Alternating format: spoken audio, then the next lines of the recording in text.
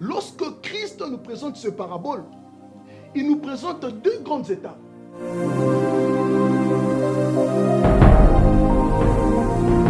La première étape, c'est celle d'aller à la rencontre de l'époux. La deuxième étape, c'est celle d'attendre maintenant l'époux. Paul dit, je vous ai fiancé à un seul époux. La première étape, il faut d'abord aller à la rencontre de Christ. Et la deuxième étape, on doit maintenant attendre que cet époux vienne. Christ, lorsqu'il parle de la parabole, il parle d'abord des 10 vierges. Il n'a pas parlé des 2 vierges. Il n'a pas parlé des impudiques. Pourquoi? Il est devenu une nouvelle créature. Il est devenu quelque chose qui n'a jamais été utilisé. Pourquoi? Parce que son passé était oublié. Le premier critère, pour se dire que non, je vais à la rencontre de l'époux, il faut être vierge, il faut recevoir le Seigneur Jésus-Christ comme Seigneur et Sauveur pour devenir une nouvelle créature.